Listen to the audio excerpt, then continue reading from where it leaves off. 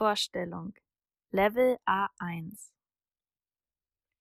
Hallo, mein Name ist Emily Müller und ich bin 18 Jahre alt.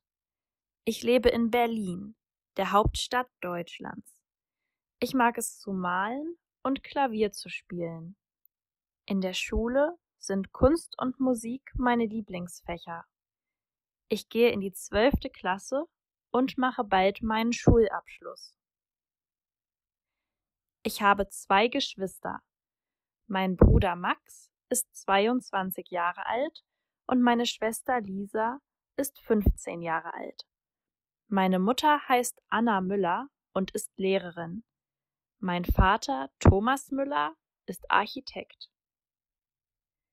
In meiner Freizeit treffe ich mich gerne mit meinen Freunden. Wir gehen oft zusammen spazieren oder verbringen Zeit im Park. Ich liebe es auch, mit meiner Katze Luna zu spielen. Katzen sind meine Lieblingstiere. Hast du den Text verstanden? Dann pausiere das Video und beantworte die folgenden Fragen. Wie alt ist Emily? 12 Jahre, 7 Jahre, 14 Jahre oder 18 Jahre?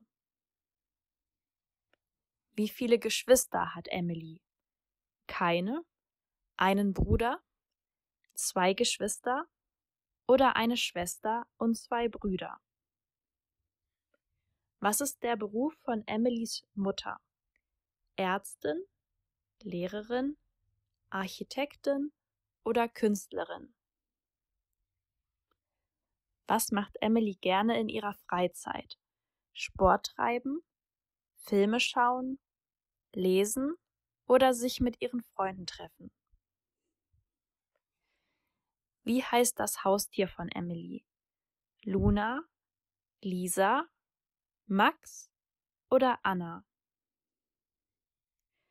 Für die Lösungen scanne den QR-Code oder nutze den Link in der Videobeschreibung.